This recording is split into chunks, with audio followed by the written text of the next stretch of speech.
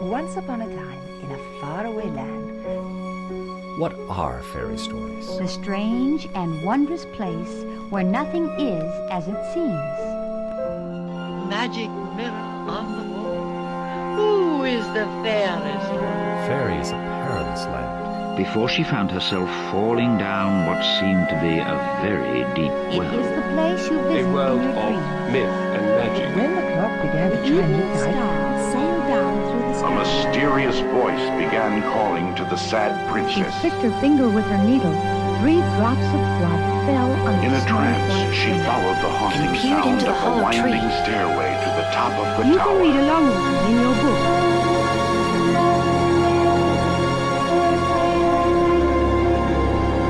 she waved her wand and said the magic words. Let's begin now.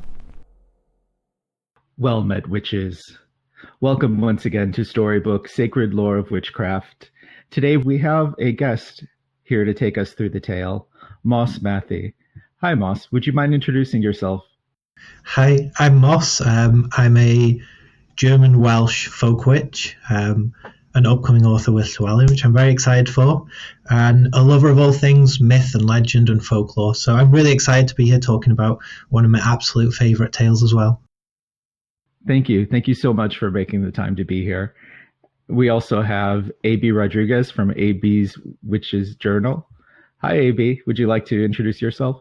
Hi. Yes. Well, not as you guys more focus on the brujeria aspect, more South America. My name actually is Aníbal, but AB is easier to pronounce. And on my end, I try to bring more like the experience of the beginner witch, starting their path. So I'm very, very excited to be here again. Thank you so much for the opportunity. And as always, returning Dave Gaddy, the Weathered Wise Man. Hi, Dave. Would you like to introduce yourself? Sure, I'm the Weathered Wise Man. I guess I'm the old folk here. I've been practicing for 30 or more years, with an emphasis on Appalachian folk magic and traditional magic. And also I'm an author in waiting with Rebel Satori Press. My book comes out in the spring, The Simple Magic of Wild Things. And got some classes going on, just revamped my website. But other than that, it's just me. And I'm Freder Aaron, a traditional witch and ceremonial magician, a graduate of the Mystery School of the Fellowship of the Phoenix, a magical order for queer people. And today, as I said, we will discuss Mother Hull. And there's been various interpretations of this, some psychological, some dealing with sexual maturity or physical maturity, or the development of the young protagonist into womanhood. And I thought today we would go more specifically into the character of this mysterious Frau Hull, or Mother Hulda. I like that the story has connections both to Cinderella, which was our most recent story that we covered, and Hansel and Gretel, which was the very first story we covered this year. So this is a great way to cap off our year of talking about Grimm fairy tales. I think we should just go ahead and start with Moss. Do you have any initial thoughts on the tale overall? This is one of my favourite tales, to be honest. Frau Hull is a really important deity to me. So I love the way that this tale brings her into focus, and it's usually the first introduction people have to her. So I'm from Germany, born and raised there, and the little area of Germany I'm actually from is a town called Nordhausen in Thüringen, and Frau Holle, the mythological character, the deity, her fabled home, the Hörselberg, very, very nearby. The Thuringian forest is the place she's supposed to be at large with the wild hunt. Just within the Harz Mountain, the range that I was born on the edge of, there's an area called the Frau Holle Teich, named for her, and she's just all over the landscape.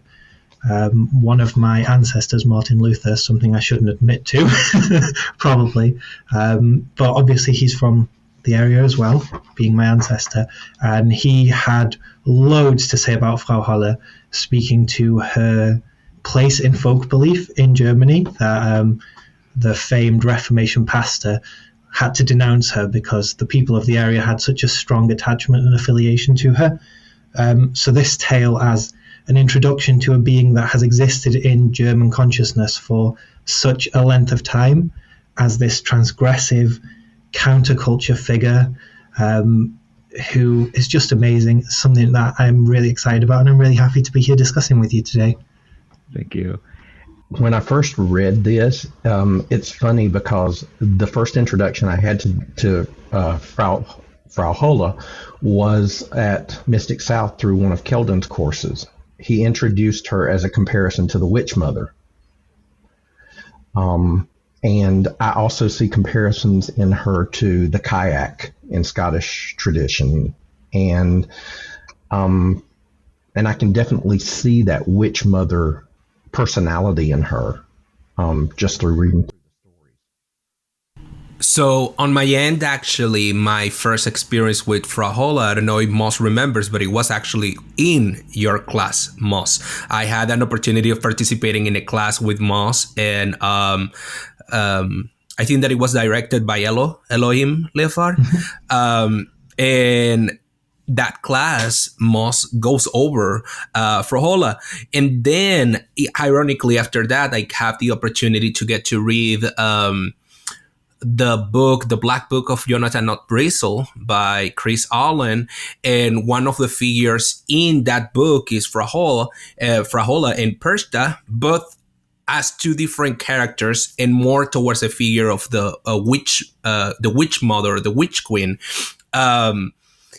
When I read this story, I do remember that I had the opportunity to get to read a different version back in Venezuela, but it was more than the characters being covered by gold or the peach black substance. The characters, one, the well-behaved kid, she used to, from her mouth used to come out diamonds and gold and money, whereas as the other one, she had snakes and frogs. That was a main difference, in the story. But it was very, very unique for me to see that, the element of the elevation or punishment in these stories even more visible than just talking. The gold and the pitch black is around your body and your persona, which it was a very interesting thing for me to notice here. And was Mother Holle the mysterious figure in the version of the story that you heard in Venezuela, or was it something else?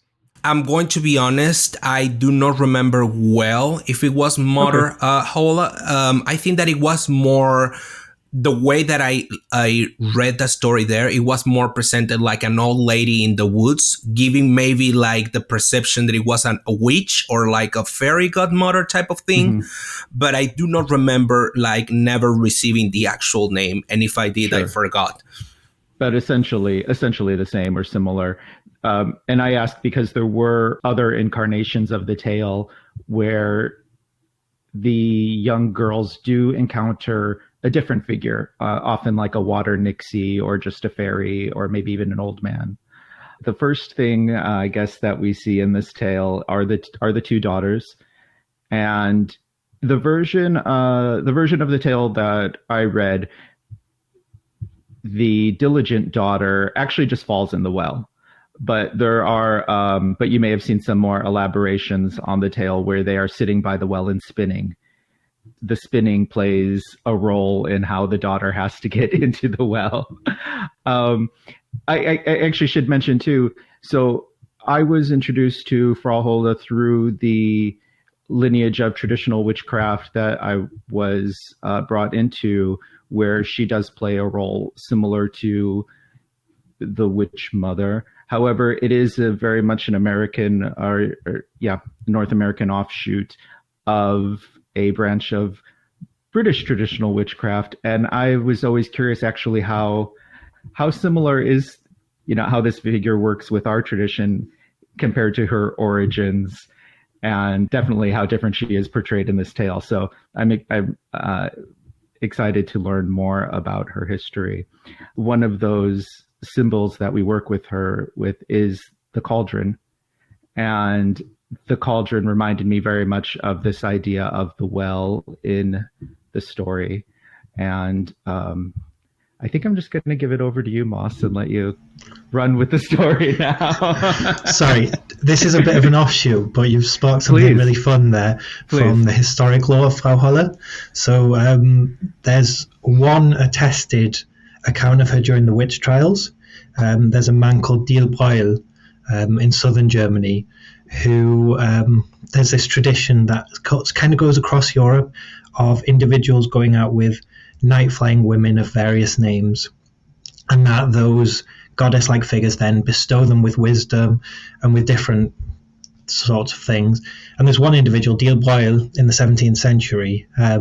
He was a soothsayer, a cunning man. He got banished from his village, fell into a deep depression, lost his whole family, and then returned to the village and told his story of what happened to him. And it ended up getting him executed for witchcraft. But he claimed that he'd flown out in spirit, met Frau Holle, and she had, in a pool of water, in a cauldron if you want, shown him the names of the people who are going to die over the coming year, and taught him the knowledge of herbs so that he could bring that back and bring healing to his community. So it's not a from nowhere association. She definitely has that association with water, and she has that historic link with witchcraft or cunningcraft. Even if this is just the one trial account, it's really interesting because this figure pops up in a lot of instances under different names and usually recorded by clergy of some description, usually under the name of Venus, Diana, or Herodias, which would have been names familiar to Christian clergy in particular, that they would have painted over these regional deities. So it's really interesting. She does genuinely have that association with water, with divination, and with some kind of a subterranean realm. Again, she lives in myth in the Hörselberg, in the subterranean realm there, and oftentimes you have to pass through water to reach her. But that's my little tangent. I just got very excited because it's a nice little association. So yeah, the water in the story works as a portal, and surprisingly, the girls don't find themselves underwater, but they find themselves in another realm on a hillside where the sun is shining. And then there's a series of interactions, I guess I would say, as opposed, not necessarily trials, but there's a series of interactions. We have the bread and the apple tree. Do you have any thoughts? Does anyone have any thoughts on those interactions? I might jump in again for a moment, if I may, please. Because there's a really fun link with that aspect of the tale and a tale in Welsh lore.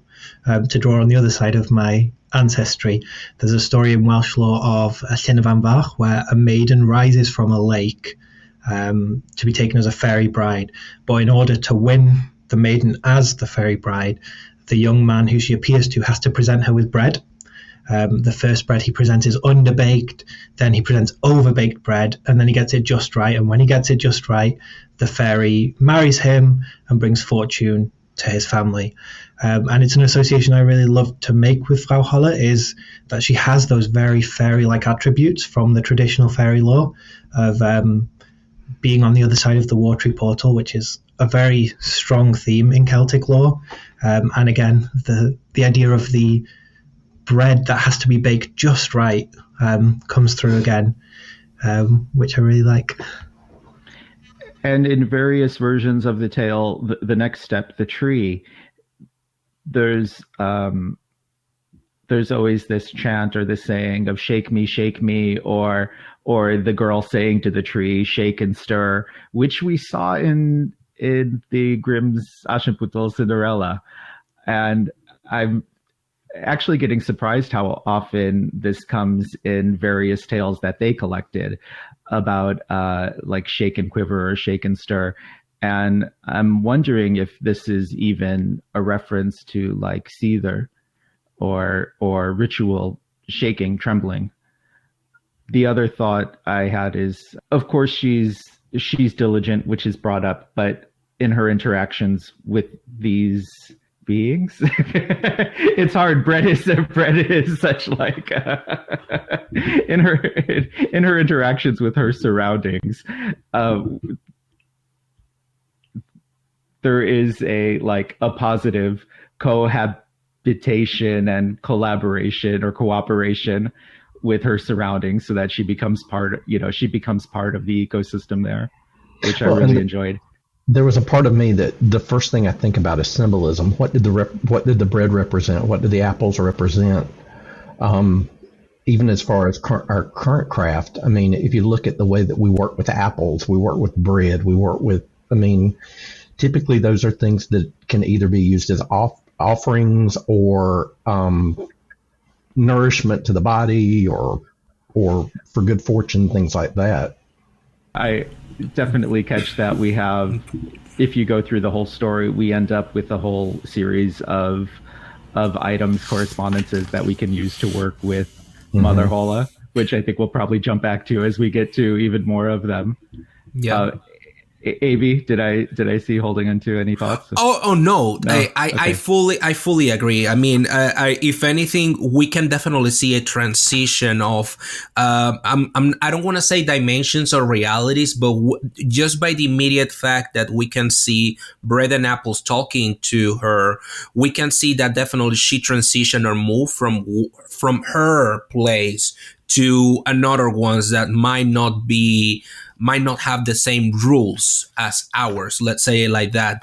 So if maybe in our reality, animism is the way that we can connect with Bread, in this space, Bread was able to talk back to her, hey, help me.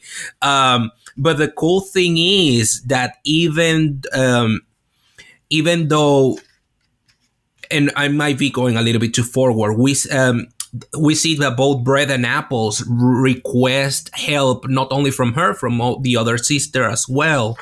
These, even though might be related to the rewards that they both end up getting, they are not necessarily related to the acceptance of Rahul to welcome them into their house, which was very interesting. She did move forward helping the Bread and the Apple. And the other sister did not. Still, both were welcome into Frahola's house. And obviously, we see how the story unfolds.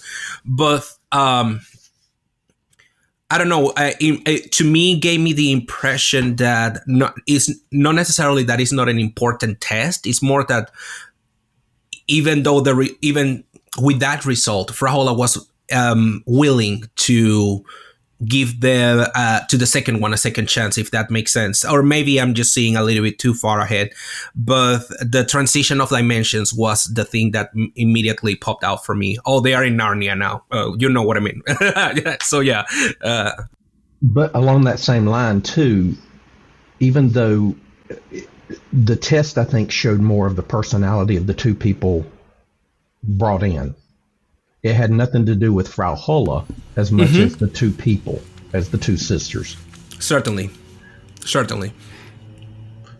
Jumping on the idea of the transition from realms, one thing I find really interesting about the tale is the way time is presented. So once they got passed through the well, it's not specified how long they're there, and it seems almost like the first sister comes to the realization that she's been in that realm for quite some time, but she can't specify how long. And that's an interesting motif within mythology, within witch lore as well, of the passage of time being a bit nebulous, of being in that kind of a liminal space when you transition into the other world, where you might not be quite sure how long you've been there, or when you leave, time's passed differently than where you came from. And that's one thing that really jumps out to me in that tale, that we don't know how long they were there, but we know it was a time. That's something I've always wondered about in the tale, is when the sisters come back, has it been they haven't been gone any time? You know, like, has the family even had time to realize that they were missing, or have they been gone a long time? There's interpretations of the story where when the girls pass through the well, they go through a full year, starting with the meadow with the flowers as spring, the oven happening at midsummer, the apple tree in the fall, and then when they reach Mother Hall, they're shaking the bed because now it's winter. Yeah. And there is another, because there are so many variations of this tale, there are variations where the bread and the tree return at the end of the tale, because Mother Hall is chasing the lazy daughter as she's trying to escape, and the tree and the bread call out, she's gone this way, she's gone this way, and Mother Hall is able to catch up with her and punish her. So there are versions that go back, and I don't know that we could say which predates which, or if they're just, independent variants, but there are versions where those symbols come back. Well, and it's just like with the passage of time with the first daughter, it seems more of like she gets lost in the situation in life with Frau Hull, and with the second one, it seemed to me more like Frau Hull going, okay, yeah, you're done. You've done what you can do. Here, you go on. Bye. I mean, the version that I have of the story, when the lazy daughter was in her space, that she was not like making the bed, she was being so lazy. The actual word is Mother Hall was so tired of this and gave her notice to leave. Like, I'm done with you. But, I know that we always make the analogies of the witch aspect and all of that. And I'm always saying, I can see the transition between the regular life and the witch life or whatever. But for me, it's like a cool analogy when we practitioners, we have it difficult in real life. And then we go onto Mother Hall house, and in the same way that the well-behaved daughter, she was having it difficult in her own house. The stepmom was not being nice with her. She was working. She was bleeding over the things that she was doing. And then Mother Hall received her, and she's like, hey, here is roast. Here's potatoes. Just make sure that everything is well organized. You are going to be fine. She's always nice with her, and she's like, I'm enjoying my time here, even though it's not my home. At some point, she gets homesick. So I was able to see that a lot of people see witchcraft as something dark and see spirits as something, this is the devil. They're going to take my soul of whatever. And minority and oppressed people, we see it as salvation and liberation and empowerment. So it was such a cool thing to notice, at least on my end. And unlike, say, something like Cinderella, where there's an advancement of station, moving into the royal palace or something like that, we don't see that in here. However, I would imagine only maybe royalty would be eating roast every day, having meat every day, which it makes a point to say she's provided. Listen, you give me roast every day and I have fruits in my backyard and I don't have to pay bills. That's life. That's life for me. It's actually a really fun aspect of the Frau Holle idea throughout history, is that she does represent that really countercultural kind of deity outside of this story as well, that it's that idea of wish fulfillment for the very poor people who would be the people who would travel with Frau Holle. And within the mythos, it was known that she would take these individuals who flew at night with her into the homes of rich people where they'd feast, they'd take what food they wanted, they'd be well fed and warm and nourished, and then return to their own homes in the morning. And all the food in the rich person's house would be restocked, but they would be filled. And it gave them that idea of station in society, because they were the blessed. They were those who had been chosen to fly with Frau Holle. They brought benefits to their community, and their hunger was always satisfied. It makes her quite a countercultural figure in a way, because it wasn't a situation you could very easily escape poverty over the centuries. And so here you have a deity that represents that ability to live happily and comfortably in your circumstances and to escape a little of that oppression.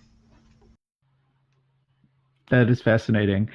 I'm curious, this may be a difficult subject to respond to, but what aspects can you think of that are prominent in Frau Holl's mythology or persona that do not make their way into this specific tale? Ooh, that's a good question. There's a fair bit that makes it into the tale because a big part of her lore is rewarding the diligent, punishing those less diligent. I guess probably the most prominent part that's missing from the tale is the association with Christmas. We have the idea of her shaking the pillows to make it snow, but much of the lore that exists around sort of the deific Frau Holle happens at the time between Christmas, so the 12 days of Christmas after Christmas Day, that by the beginning of Christmas you had to have your house in order, you had to have done all the spinning, you had to have everything tidy and sorted, that you could rest during that period. And if your house was in order, then Frau Holle would reward you. If it wasn't, then it wouldn't go so well for you, to the point where the final night of the 12 days of Christmas, die 12. Rauhnächte, in some areas is called Frau Hollenabend or Hollenabend, to represent the idea of Frau Holle having that really strong association with that time of year. So it's actually a really good time to be recording this episode. But I don't think that sort of comes across very strongly in the story itself as it's recorded. And do you think there was a pre-Christian association with her and that specific 12-day period, or do you think that developed because of the later association with Christianity? That's a really good question, and it's one where there's so much debate and discourse on, I guess, with any ideas of pre-Christian origins.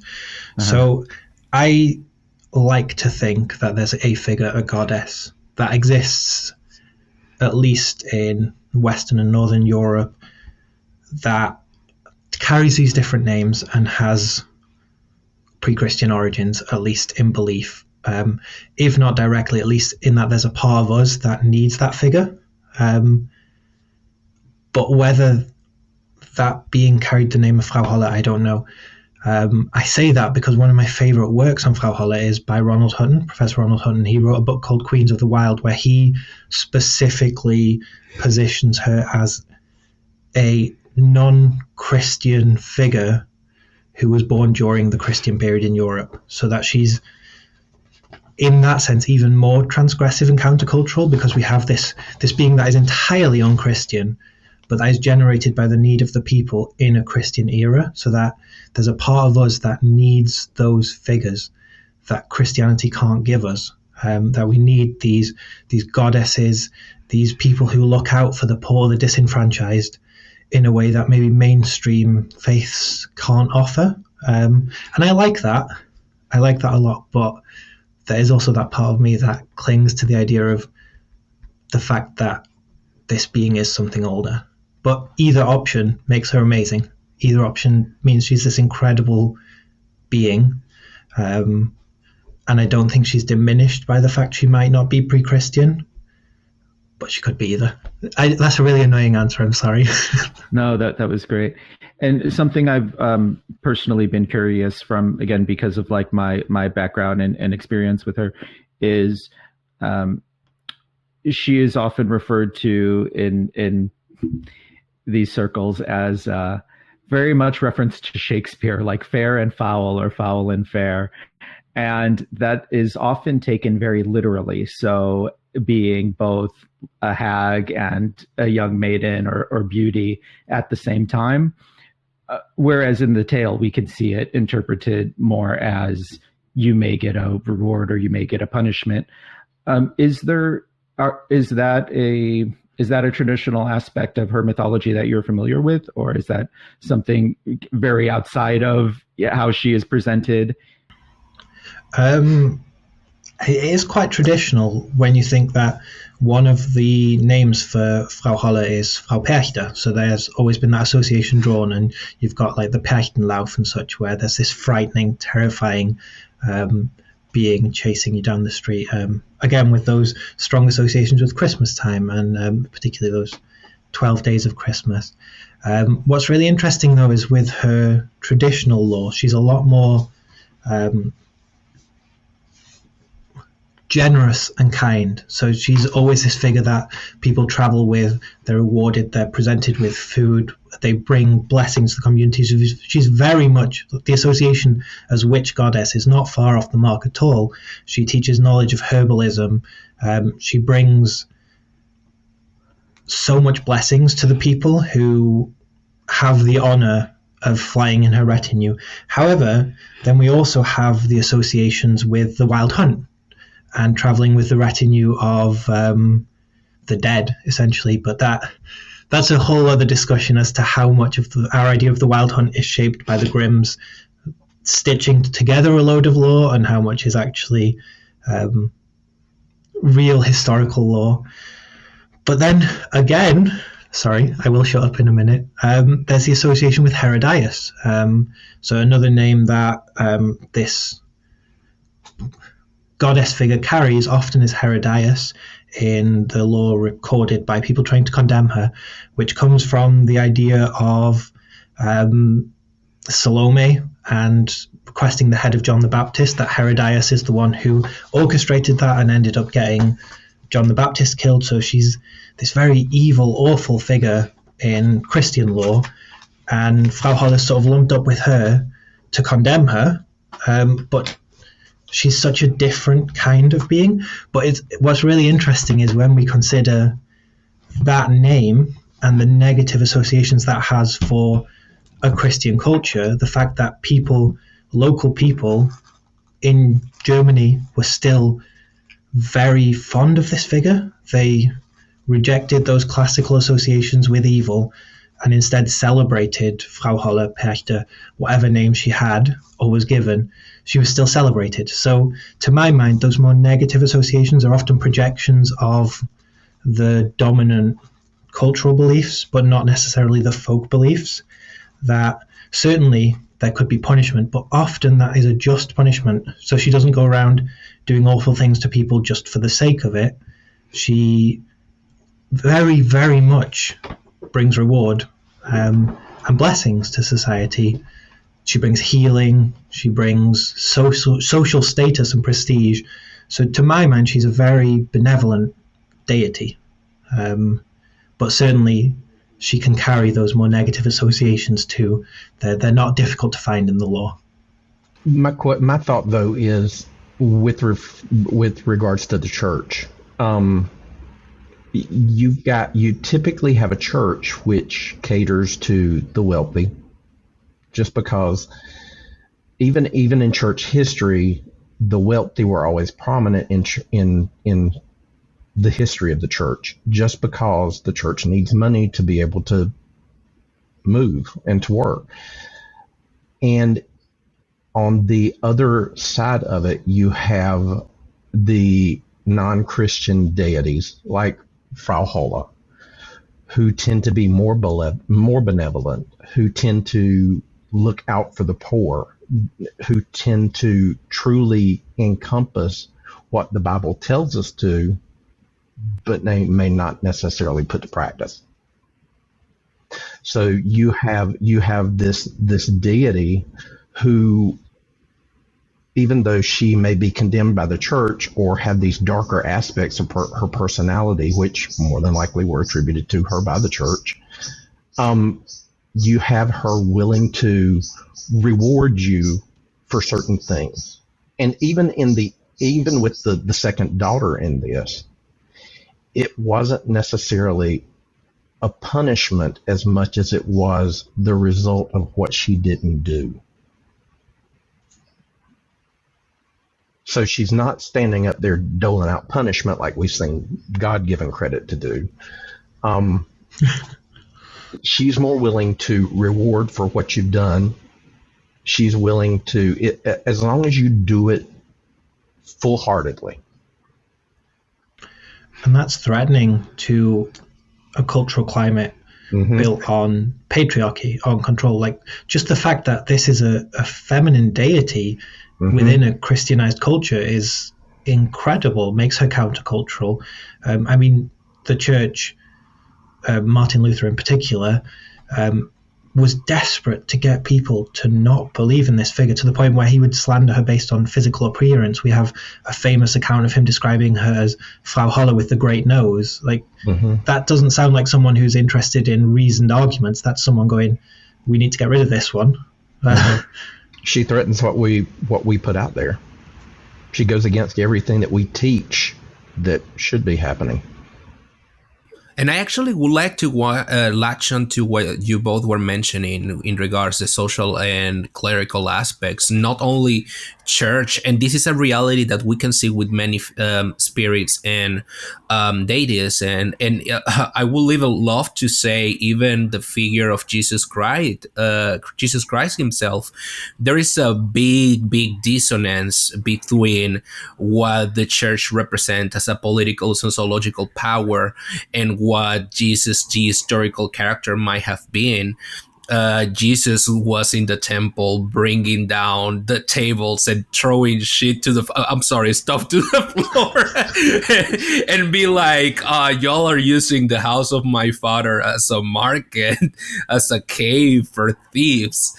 And even here in USA, the character of canon Jesus between fan fiction Jesus that many people does have is completely different. So I'm bringing this up in the sense of there is a big there's always going to be a different experience between who I am as a minority experience for Hulda in Perchta.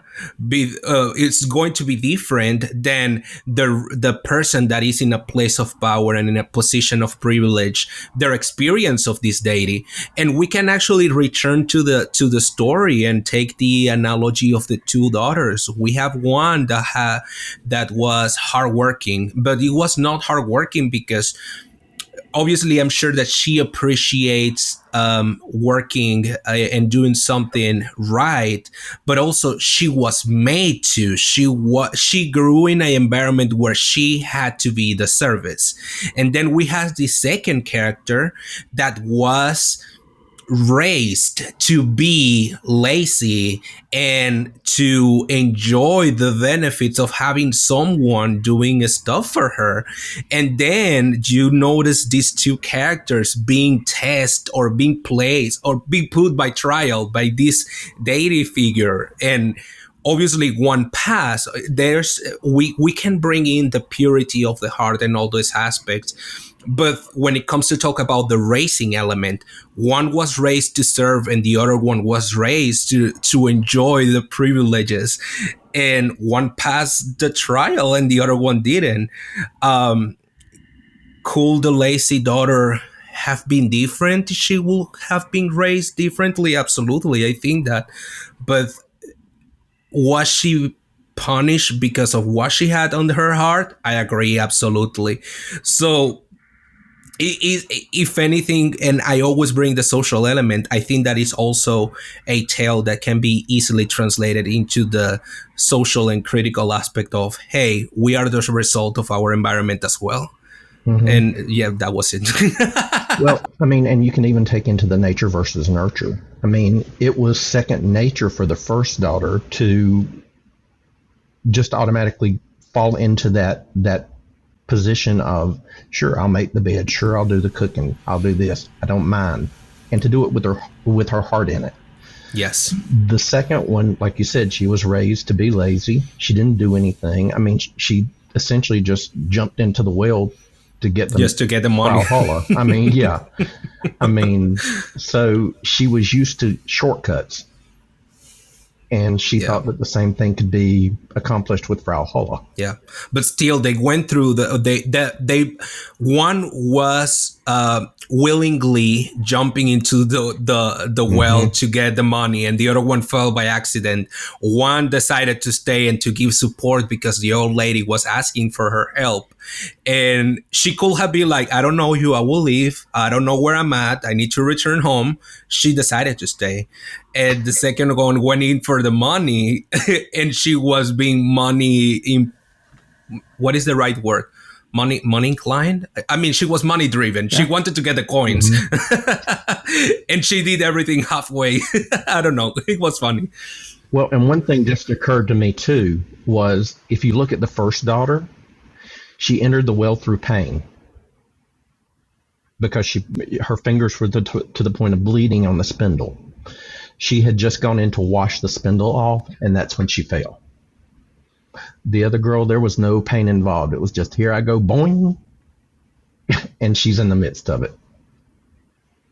It's really interesting when you look at sort of that, I don't want to call it morality, it's more the virtue of the tale, because it highlights how transgressive a figure this is. She's not rewarding based on who do you believe in, who do you worship, anything like that. It's character virtue, it's character value. And this, when we look at the cultural context, these daughters were not going to go anywhere. They had no prospects in life. They were the children of a widow. There would be no dowry. There would be nothing for them, really. So their industriousness was the only thing that would get them through life, and still it would be a very poverty-stricken life. Then you have this figure who rewards virtue with gold, who gives them a chance at social status, who completely upends the social norms that are established within society at the time this tale's being told and recorded. That gives hope to people. That gives hope. If you are virtuous, if you are hardworking, then maybe you can get out of this difficult situation, because poverty was not something people could escape in the early modern period, really. There was no way. You were stuck within that, especially if you're the child of a widow. And so I don't think we can really overstate how transgressive of a figure Frau Holle actually is. She completely upends what's socially normal during the time period this story is being conceived of. When Keldon was here, he brought this up as noticing how the lazy daughter cheats and to get the reward, and that was the word he used. Dave, you often talk about doing things sincere versus being inspired to write an original spell or an original devotion, and having both of those thoughts in my head when I read this tale, I thought also about how the first daughter is helping the bread and the tree just out of sincerity and in good relation, whereas the second daughter, not only may she be cheating or self-centered, but she's also going through by rote. She knows what the first daughter did, and she's just following the steps along, and her rewards are a bit different. I wanted to go back to kind of what you all were talking about. Bringing the figure in line with the church made me think of this passage in the Old Testament. When we burned incense to the Queen of Heaven and poured out drink offerings to her, did not our husbands know that we were making cakes impressed with her image and pouring out drinks offerings to her? The women are talking about burning offerings to the Queen of Heaven, and how when they did that, they didn't know famine until they were forced to give up burning offerings and making cakes for the Queen of Heaven and start worshiping the one God, and now they starve. And I was wondering if you could continue about how she'd been conflated with Herodias, and we know that she's associated with Perchta, and how the church fathers often in Latin equated her with Diana and sometimes even Mary. And I was wondering if you could continue on a little bit about that thread, or if you have any thoughts about that, like how tenuous or accurate that association might be. Is the Diana they're talking about even necessarily the Roman Diana? I think Diana in particular is the only pagan deity mentioned in the New Testament, and that's why a lot of the clergy would be very quick to go to her to sort of blanket. I might be wrong on that, so fact check me, but I seem to have some recollection of that. So these pagan deities that Christianity would be familiar with were very easy sort of placeholders. But what I think is really telling about Frau Holle is that she was not in folk belief assimilated with those figures. Okay. So these weren't names that were necessarily used in popular belief. So we still have place names in her honor. In the folk record, she maintains her identity as Frau Holle. And one thing that I think is very, very telling about this, and it's something that, again, Ronald Hutton picks up on, is she's never conflated with a saint. So we talk a lot about pagan deities who are syncretized with saints and then carried on being worshipped as saints. That never happens to Frau Holle. She comes to us in the modern day as her, if not pagan, then very non-Christian self. And I think that's really fascinating, that she is so transgressive. It's a word that I keep throwing around about her, but she really is. She does not fit. She doesn't fit the dominant worldview, and still she thrives. Still she survives, to the point where today we have celebrations like the Perchtenlauf. We have areas called Frau Holleteich. We have the Hollenabend. She exists. She lives today, not as some Christianized figure, but as herself. And I find that fascinating. Well, and as far as Christianity, the church was notorious for compacting any kind of pagan belief that they wanted to get out of circulation and creating its own version of something. So it could very well, during the canonization of the biblical books, that these pagan females, these female deities, were compacted into Mary. Just because, I mean, that's one of the things that when the church came into being, they wanted to eliminate paganism. So it was easy to essentially deify Mary, the mother of Jesus, and encompass all those pagan qualities into her. And that's why you have so much, even nowadays, I'm seeing more goddess worship within the church.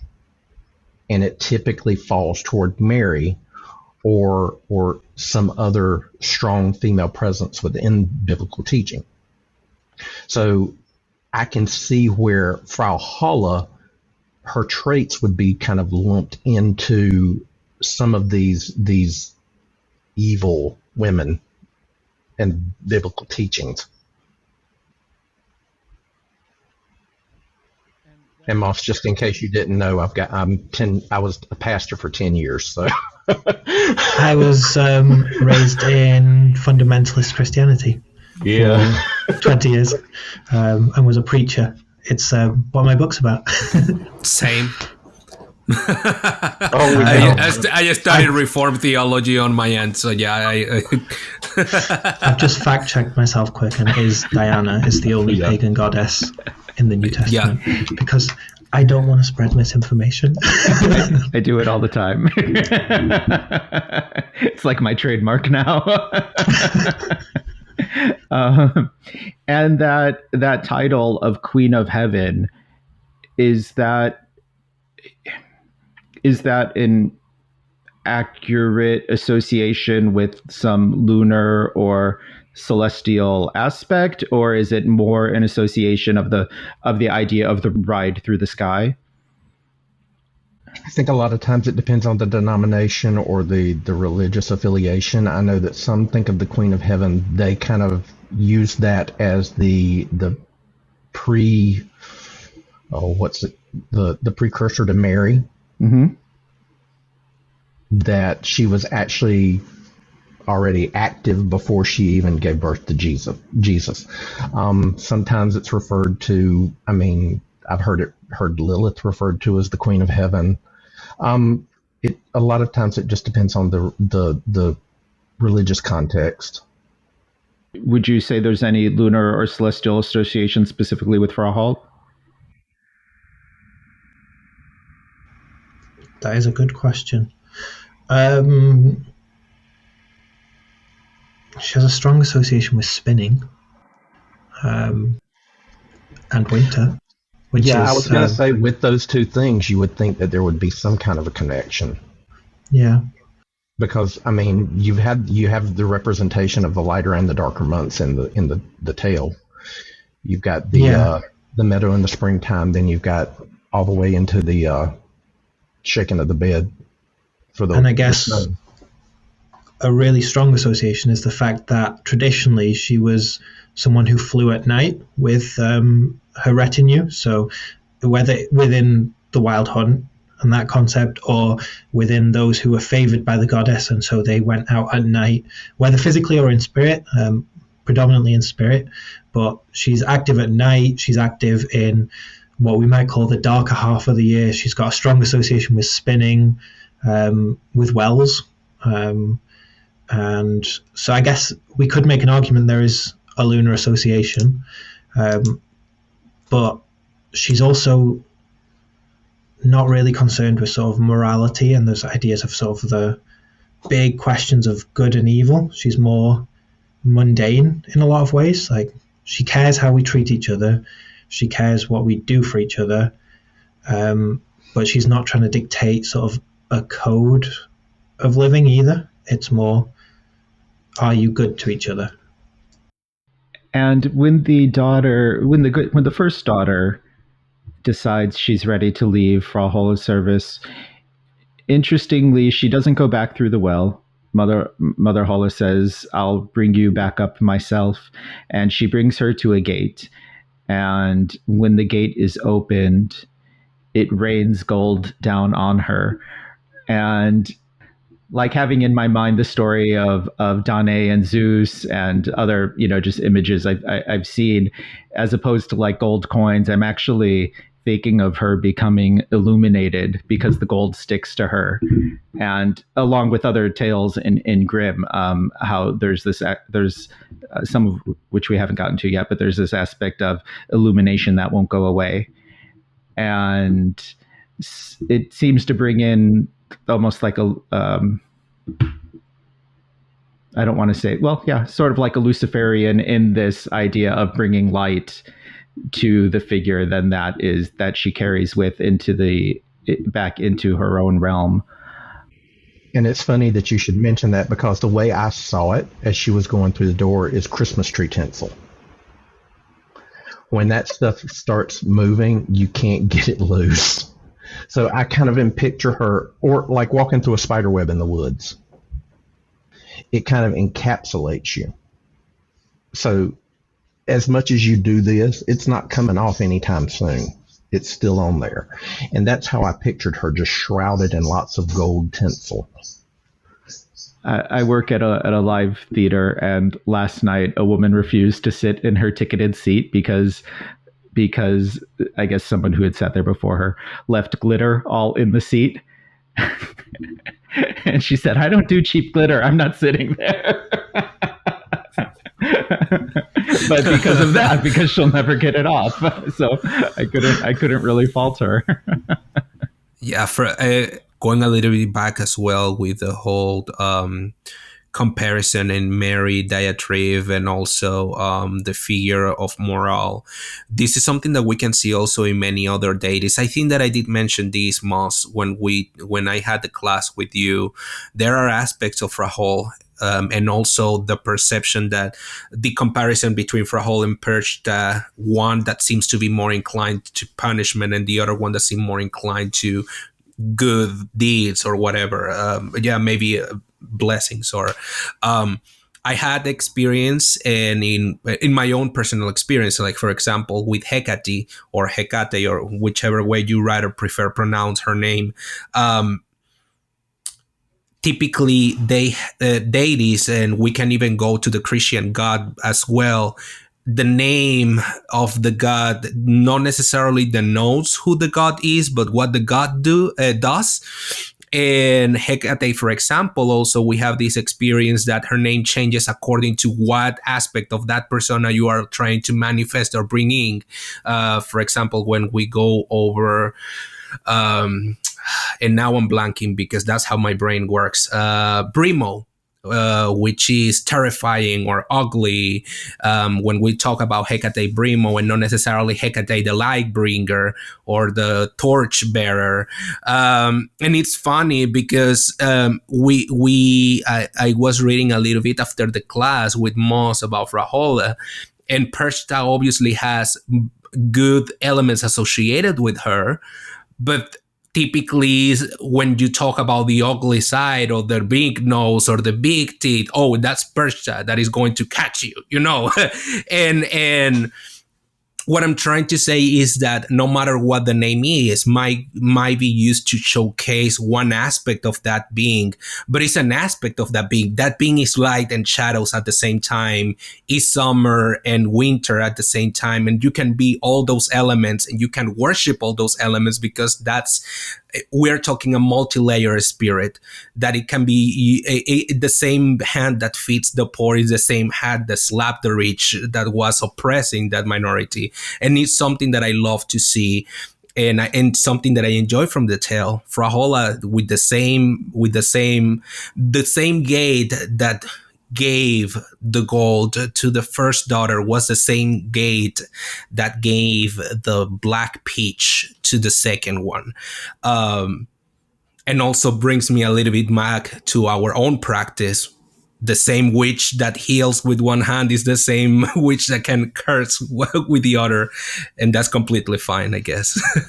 That actually sparks a little fun thought, which is one of the suggested etymologies for Mother Hulda, Frau Hulda, Frau Huld, comes from sort of the idea of generousness, loyalty, graciousness. It's a really great word, Huld. But specifically, that's quite relevant because what a term for the malefic witches of the early modern period that was sometimes used was unholden. So the opposite of the Huld was the malefic and evil witch. So you've got that same word kind of invoked quite differently, to be fair, but in both contexts. But even as magical practitioners, we all hold that same thing. We hold the good, we hold the bad, we hold the ugly. I mean, we have that same potential. And I think that's a big part of this story is seeing ourselves not only in the daughters, but seeing ourselves in Frau Hulda, which that will come later as far as the reading, Aaron. Does anyone work specifically with Frau Hulda that they're comfortable sharing? She definitely has a part in my practice. It's definitely this time of year a lot more, to the point where I can't ignore her. If I tried, I don't think it would go very well. It's a little more difficult now that I'm living in Wales, because geographically you can really feel her in Germany, and it's why I like to go back home during winter if I can.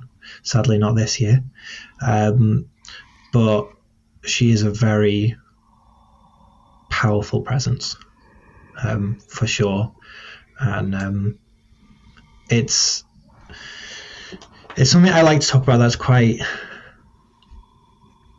interesting, is that she's not bound by geography either. So working with her in Wales, it's interesting, it's different, but it's interesting, and it sort of plays into the idea of what folklore means as well. So one of my favorite ideas comes from a handbook on German folklore, which asks the question, what does it mean to be German? What is German? And describes over the course of an entire page the many diasporas of German culture that exist across the world, and goes, essentially, German folklore, German culture is something global. It's not contained within arbitrary political boundaries, because that's ultimately that all that a border is. It's political.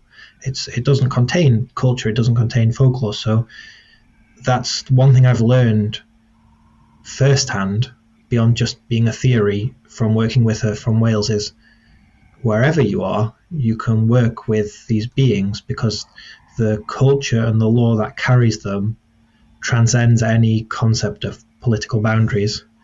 And it's really lovely because it always because she becomes so much more a part of my practice, sort of after Samhain, Nos Calangaeaf, as the darker half comes in more, I find her really comforting. So it's like, when it starts to get cold and dark and you go for that first cup of hot chocolate, and if you drink hot chocolate, it warms you and gives you that sense of comfort. Frau Holle is a little like that to me. It's that comforting presence that I hold on to when the nights get longer and the temperatures plummet. And it's a lot of the same for me because one of my aunts was born and raised in Germany, so we got a lot of the folk tales growing up, and a lot of the that kind of winter comforts. So it was easy when I started doing some research on Frau Holle to incorporate her nature into my workings with the Witch Mother. Just honestly in workings with any of the female deities, because they all encompass many of her qualities. You have the benevolence, but you also have and this is how I see Frau Holle, and maybe, my grandmother was very much larger than life. And you'll meet her in my book. But she was always one of those that was always willing to give, but you didn't cross her either. And I can so see my grandmother doing the part of Frau Holle as the girls walk through that doorway. And I can see my grandmother throw her head back, laugh and clap as the girl walks through and the gold starts just falling on her. I can see my grandmother doing the same thing as the sister goes through with the pitch falling on her, and my grandmother throwing her head back, laughing, clapping her hands and saying, and that's what you get. So it's easy for me to be able to incorporate Frau Holle into my practice just because every strong woman I've ever known encompasses those qualities. I like that when we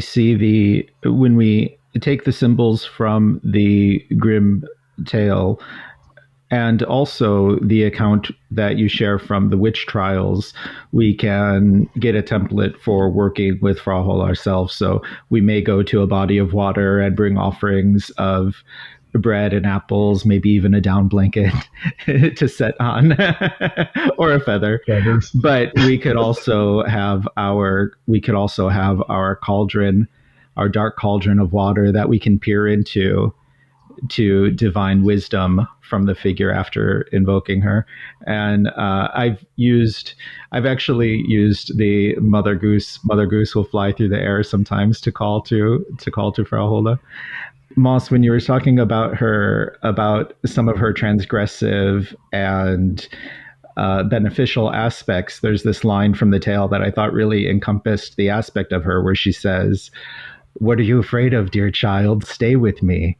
If you will do all the work in the house properly, you shall be better for it. Only you must take care to make my bed well and shake it thoroughly till the feathers fly, for then there is snow on earth. I am Mother Holle." Yeah, I think that really encompasses her.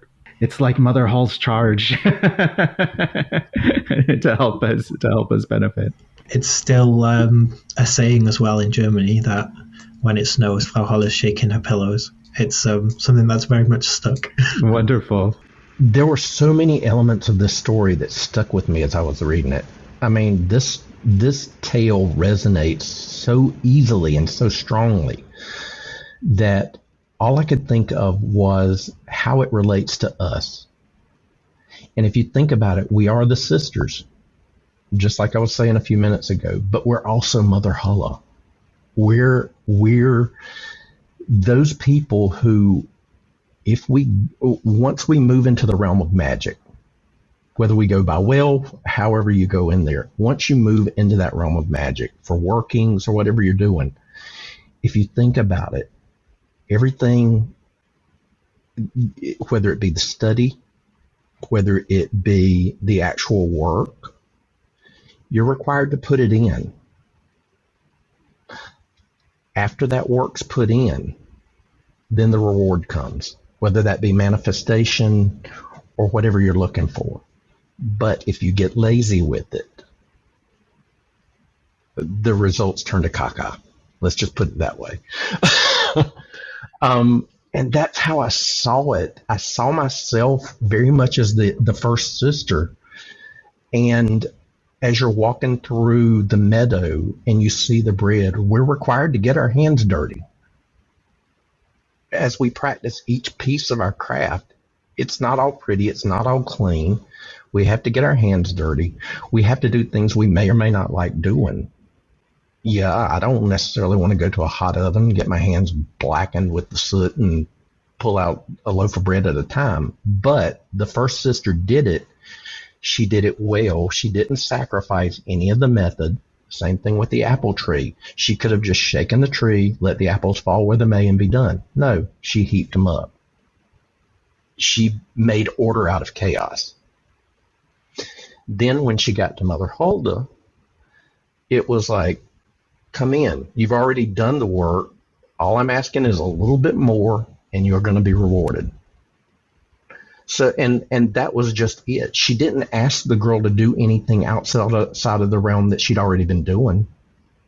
The sister had already been working her fingers to the bone with the mother and the other sister.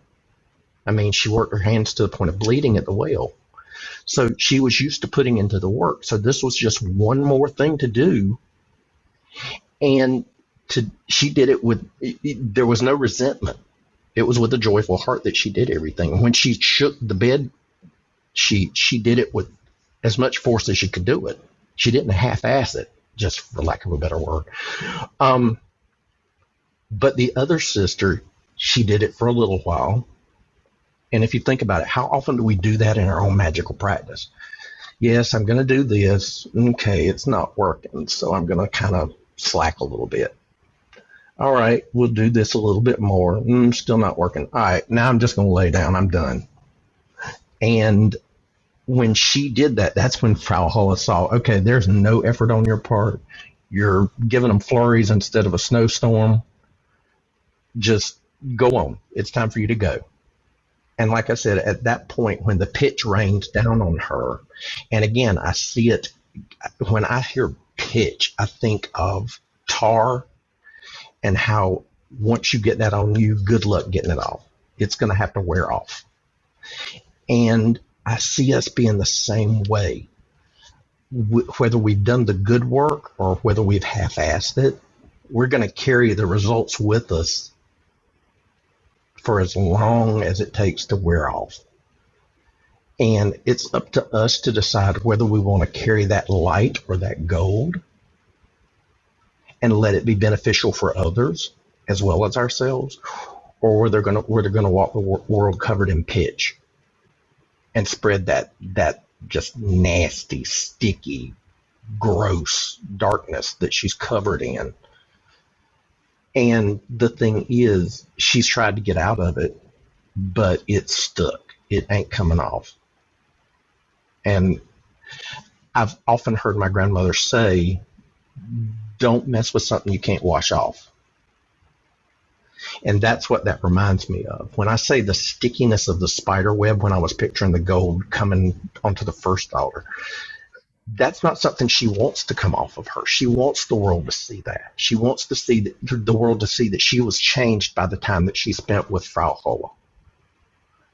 The other girl, I'm going to assume, probably went into hiding when she got back home, because even the roosters said, look, our dirty girl came home. So apparently she had a reputation with them before she even left. And if you look at it, that's the way we are. What you put out there is what's going to stick with you. You can either shine or just wallow in the muck. And I choose not to wallow. Moss, are there things about this specific tale or the figure of Frau Holle that you were hoping to talk about today that we haven't gotten yet? I don't think so. I think we've had a great chat. I guess the only little fun side note worth maybe mentioning, since Lucifer has come up, is she has a very tenuous, very slight link to Lucifer in that one of the titles given to this figure, or one of the other goddesses that we could see as sort of syncretic with Frau Holle, is Aradia. So there's that tenuous link there to one of the Lucifers at the very least, which is a fun little side note. And before we close out, would you like to share anything about your upcoming book, or is that not yet? I think I can share a little. The title is An Apostate's Guide to Witchcraft, Finding Freedom Through Magic. Oh, I stuttered over it already. That is insane. That is a wonderful title. An Apostate's Guide? Yeah. So that is insane. It's been a lot of fun to write. Hard work too. A lot of stuff to revisit, but I'm excited for it to be out in the world. So it's coming in fall 2024. So a long time to wait yet. But no, it's good fun, and thank you for letting me share about it. Yeah, I'm happy to. I'm looking forward to it. This may be too, as we say, off the cuff, too sudden, but you mentioned Ronald Hutton. Are there any other resources for more information about Frau Holle that you would recommend to us? And you can email them to me another time if you like. Sure. Yeah. Let's have a think. So, first of all, the Ronald Hutton book I actually have to hand is Queens of the Wild. Okay. And there's a whole section devoted to Frau Holle and these other night-flying goddess figures. Again, I'm not sure I totally agree with all of the conclusions, but it's really interesting at least to understand how transgressive a figure this goddess-like figure really is. A lot of the folklore collections are really good. Grimm's Teutonic mythology really dives into the character of Holle, but that, again, is a little dated, and it's no secret by today that he got a few things wrong. So that's something to be read critically. Other than that, there's a handful of really interesting articles that are available online, a couple by Lotta Motz, I think her name is, but I'll send you a link to them, and they're usually able to be found online because they're a little bit older. Great. Thank you. Thank you so much for being here. We'll close out quick today. So I want to thank you, Moss, for being here. It's been such a pleasure to speak with you. And of course, AB, Annabelle, and Dave, thank you so much for being here. I really enjoy your presence. And until next time, may all your travels be filled with wonder.